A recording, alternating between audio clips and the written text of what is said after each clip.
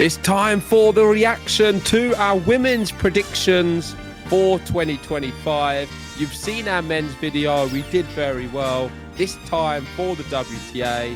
Let's see how Game to Love did.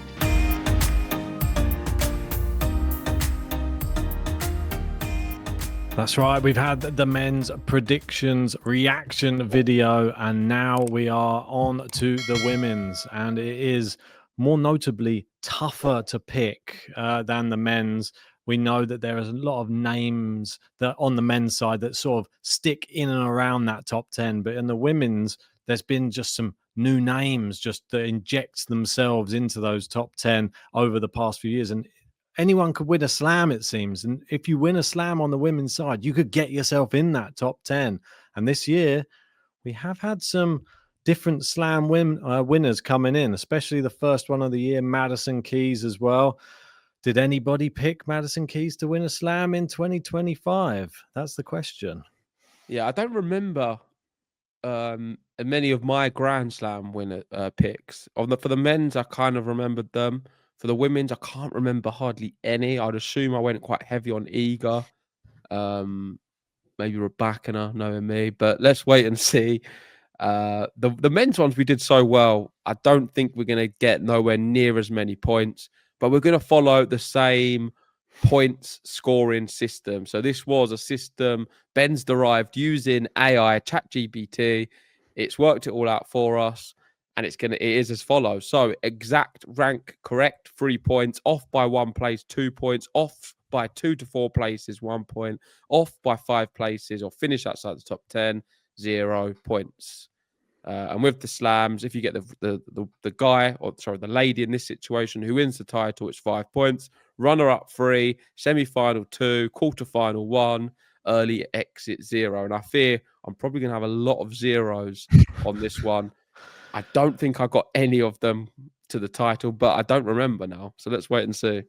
Yep, and just the final category is the wild card selection. Pick a player outside the top 100 to finish as high as possible, and it just has to finish higher than JG. We know that he won on the men's side. Let's see how I get on the women's side. So let me skip through because it's all on the same PowerPoint. We're going to have to skip through. Actually, I'm going to come back to the screen and then skip through it so we don't give away, just in case people haven't watched the men's rather yet.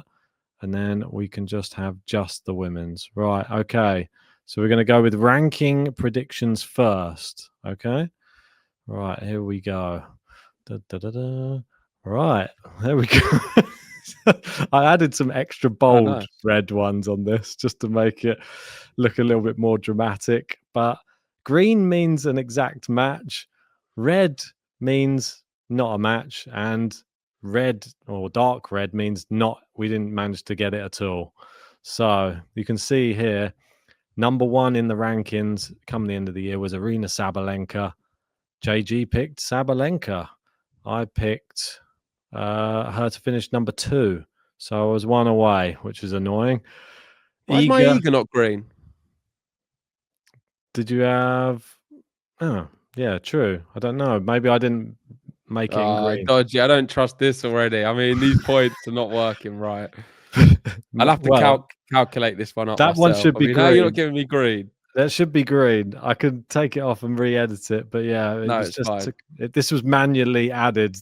Don't blame AI. I'm not as good as AI. There you go. So that should be green, the second one. So JG with a correct Iga with second place. I had her as third place, which is another 1 off again. The third place was Coco Gauff. JG had her as 4th. I had her as number 1. So you're even actually closer on Coco Gauff as well, really, because I had her 2 places away. Anisimova. How many points do I get for that? Is it 2 points for Coco? For Coco Gauff, yeah, I believe so, if you're only 1 away. So Anisimova, she finished in 4th. Neither of us had her. It was a big miss for both of us. Rebecca, she was in at number 5. You had her at 3. I had her at 8. So we're sort of in the middle there. But I think you still do better because it's only 2 places. Or is it 2 to 4? No, so about the same then on that one, points wise. So was it 2 points for me as well? Yeah, I think it's 1 point if it's 2 to 4. But then you get Pagula. That's a correct one for you. Oh, I was close though. Look, 7 I had for Pagula. 1 away again. Neither of us had Madison Keys, so neither saw the Australian Open champs surge coming. Jasmine Paolini, you had her at number 5. She finished at number 8. I didn't have her at all. That's probably one of the biggest talking points of the whole women's rankings. Mila Andreeva, this was, well, how good did we think she was going to fare? She started the year so well. She ended in 9th, though. I had her to finish in 5th. You had a 7th. You did better with Mila Andreeva. And neither of us had Alexandrova in the top 10. And then you can see, unlike our men's, the women's one, not quite so good. As you see the rankings there of some of our selections on the left-hand side, where they finished up. And this was probably the biggest oversight of all of them. Kim Win-jung, I had her at number 4. She finished at number 25. You had her at number 8. Diana Schneider, we both went for number 9. She would finish at 22. Leila Fernandez, you had her at 10. She finished at 23. One of the biggest ones, big risk. Ben went big on her. It says injuries and results kept her around 20. Mukova, I had her at 6. She ended up in 20 in the end. And then Kostyuk, my bit of a punt, which was your Leila Fernandez essentially, but you did a bit better. 20. You had 23. I came in at number 27 in the world. Not high enough at all, really. Yeah, and like I said, outside the top 20 should be minus points. It just doesn't look, it's not very pretty reading for me, this, is it? It's just all red. There's no greens at all on the women's side. You have 3 greens. 27 for Kostyuk. Surely to have the worst pick one, that should be worth a -1, even if it's just that one. God, it's just sad, isn't it? I mean, it's not terrible though. We've had ones before outside the top 50. We have, or even 100. I think at one point, someone who got injured early doors might have been a Muguruza or something. But Kostyuk probably the worst pick on paper. Kim Win-jung did not. She really struggled. Had a few injuries though, and interesting to see if we put her inside the top 10 again next year. But Paolini, I think you really you disrespected her so much. I am so surprised you didn't have her inside the top 10. For me, it seemed pretty obvious. I think she is a really good player. Could have been a lot higher as well because she did very bad towards the end of the year, not picking up many wins. So could have got even better than where she ended up. Yep. But all in all, good season for her. And again, inside the top 10, just shows her class and consistency. A big oversight from you not to include her. Definitely. And something you did it last year with Pagula. You didn't include Pagula last year. This year you didn't include Paolini. Nick, what about this year? Are you going to not include who? Coco Sabalenka. Sabalenka out of there. No, the one thing that I don't like to see on there is the fact that 4 of the top 10 I didn't even consider to even be in the top 10, and they just weren't in the list at all, which is Anisimova, Madison Keys, Paolini, and Alexandrova. Anisimova, I think Alexandrova is a bit of a surprise. Keys and Anisimova, though, they're 2 players that we have been big on in the past. But they're very inconsistent. So I can give us the benefit of the doubt. Like you could have made a case for them to be inside the top 10 every year. We've done these predictions more than Anisimova, I think. But Anisimova this year has shone and has looked very good. Like being into 2 Grand Slam finals is just super impressive. So I don't think anybody saw that coming. We can't beat ourselves up too much. I'm still disappointed because not to have at least 1 green in the rankings is just highly disappointing for me. I've got all of them wrong. Let me know in the comments what you make of my ranking picks. Is it that disastrous, or do you think I've just gone with slightly the wrong picks? I mean, the 1, 2, 3, I've just gone in the complete wrong order. By the looks, I went too big on Coco Gauff, didn't I? And she won the French Open, which was pretty big, but that was pretty much it for Coco Gauff in 2025. We'll get on to that, shall we? Yeah, the thing is, though, I feel like who was the American lady who was inside the top 10 last year, who neither of us Navarro, was it Emma Navarro? Yeah, And I Navarro. think we did very well to not go Remove for her. her this year. Yep. We made some good calls in here, which I don't think everyone would have got. I'm sure there's somebody in the comments section who probably would have gone for Emma Navarro. Could have gone for Svitolina. There could have been some people Yeah. go for her as well. So we avoided some of them. Ostapenko was having an all right year. Badoza, who did very well towards the end of last year. So we avoided quite a few, which I'm pleased about. Diana Snyder, one we should have avoided as well. Yeah, I think that we sort of She is were good though. thinking that I think halfway, well, maybe even a third of the way into the year, we thought maybe that was just a Yeah, bit I of an thought that. Yeah. oversight. But there you go. I can give you the points that it's given you for that. So you got 14 points, and I only got Okay. 9 points. So you have a 5-point advantage going in to the Grand Slams. And this is what happened at the Slams. Ugh. More reds for me, and all reds for you as well. The Australian Open, JG predicted Sabalenka to win it. I predicted Coco Gauff. Madison Keys was the eventual winner, though. Sabalenka lost in the final, and Coco Gauff went out in the quarterfinal. So he did definitely better on that one than me. So how many points do I get for that? Let me have a look. So runner up is 3 points. Okay. Quarterfinal is 1 point. Okay. So Roland Garros, Iga we both had, and Coco Gauff won it. So we get probably equal points on that one as well. Where did you go out in the semi-final to Sabalenka? So both get 2 points on that one. Wimbledon, you had Rybakina, I had Sabalenka, and Rybakina went out in the third round to Clara Towson, and Sabalenka went out in semi-finals to Anisimova. So I think Rybakina could have won this Wimbledon if she'd have got through that match. Yeah, it was It one was of a tight them. one, wasn't it? It's a tough. It was a big moment, that. Very, very big moment. And then we had the US Open. Yeah, obviously we need to mention Iga obviously won Wimbledon there, first Wimbledon title. US Open, Coco Gauff you went for. I went for Jess Pegula. Sabalenka won. So we had 4 different slam champions on the women's, and we got all of them wrong. Coco Gauff went out in the 4th round to Osaka, which you did actually predict at the US Open as well when we were doing the draw preview, but it didn't help your pre-season prediction. And Jess Pegula lost in the semi-finals of Sabalenka. So that some good predictions then from you. A few not semi-finals. bad. I think the Pegula one's the best pick of all of them. Pick of the bunch. She was in the Calling final the year Pegula for the before. US Open's good value. She was in the final the year before, but it's the same result. She came up against the same person again, Sabalenka again.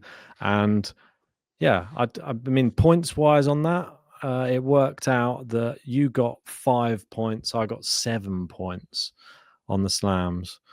So let us know in the comments section, who did you pick for the slams? Did you manage to get any of them correct? I mean, someone must have had Sabalenka US Open for sure. I mean, Gary, definitely. He would have had a win in both hardcourt slams, I think, no matter what. I don't think Iga Wimbledon many people had. You picked Iga before the tournament, not here, obviously. Yeah. But Yeah, before the tournament, I went Iga for Wimbledon, which is pretty good. Doesn't help me for this video because obviously we were doing our Wimbledon predictions in December. That's tough. 24. Never easy. It is never easy. And just as it's not easy to pick the wild card for the year, and the wild card for you was the person who started the year the best, Polina Kudermetova. She was number 1 in the WTA race after 1 week of the year. She went to 3 sets with Sabalenka. She was going to be one of the mainstays on the tour, it looked like, at the start of the year. And I thought, I can't believe he's so jammy. He's picked this one. But she fell away, luckily for me. And Eva Jovic, the youngster, she grew as the year went on. She started 189 in the world and ended number 35. That's 154 ranking places she went up. It did help getting wild cards into all of the Grand Slams, not I having knew to play you in the were going to bring up the qualifiers. wild cards. Well, She it won did it. help. I mean, she just walked straight into the Slams.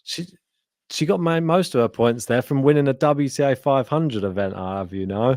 So that was, and she did do well at the Slams. She did win some Oh, first it's round nice matches. when you're in there straight away. Well, some people have got a little bit of Lena luck had to on play their about side. 6 matches before she even got anywhere near it. She's still getting points for those matches. About 10 every one. Bit of prize money as well. She's loving it. Well, Iva Jovic, she took the Raducanu route, and it's not a bad. Raducanu was a qualifier. That's not fair. Raducanu, since winning it, has only had the wild cards. But yeah, I know what you mean. It's still a very good pick from you. Iva Jovic, 154 places she gained. I thought it was a good one at the time, but I didn't think it was going to be this good. And I must admit, after that first month of the year, I was pretty convinced that Polina Kudermetova was going to do it. I think even you was. Yeah, even her sister was, I think, at the time. And then her sister suddenly became annoyed by the looks of it at being the lower ranked. Yeah, and she became better by the end of the year. But yeah, only 17 places. It's weird that she was so high up in the rankings. She ended up only 17 places ahead of where she started. But I thought Jovic was going to maybe be a year too early, but it turned out she actually did as well as I predicted. But I thought at the start of the year she's not going to play enough tournaments, but she did in the end, and she ended up winning a WTA 500 come the end of the year, and that's why she is there. 35. Yeah, you did very well. Good pick on that one. And so what does that mean? It means you beat me. You've edged it now. No. A draw. Doesn't mean I've edged it at all. My terrible ranking predictions have screwed me. And yeah, we end up 19 apiece on the women's side. It is frustrating. But I don't feel like I really deserve it, though, to be honest, because I didn't get any exact rankings correct, whereas you did get 3 correct. But then, yeah, I was slightly better in the slams. Got the wild card. The wild card saved me, if anything. If I didn't have that, I was done for. Well, saved by the bell. Let us know in the comment section, how did you get on? And I can't wait for this year's predictions. I always say it. I feel like we did, on the whole, better than what I thought, even for the women's. And I'm going to be scouting out my wild card for next year, because I know that the points, there's quite a lot at stake. Then 3 points. It's important to pick. Should have made it 4. Shouldn't I? No, but I think there's a lot of value on the wild card pick, which is good because I think it's the hardest one to do. Yeah, definitely. Let us know if you played the wildcard game at home. Who did you pick? And did they finish above Iva Jovic in 35 ranked in the world come the end of the year? And who will you be picking for 2026? We'll be bringing some prediction videos. That's right, for the men's and women's, for all of this same criteria for 2026 as well. Maybe we'll even throw in a new category. Who knows? Stay tuned and you'll find out. There we go. If you haven't already, please hit the like button, subscribe if you're new, and join us very soon for our predictions of 2026. We're also going to do some videos speaking about this year. Probably do our Christmas quiz and everything else we usually do. That's it. Can't wait. We've got to do some awards, definitely. Yep, we'll make up some special GTL ones. Okay, thanks for watching and see you very soon. See ya.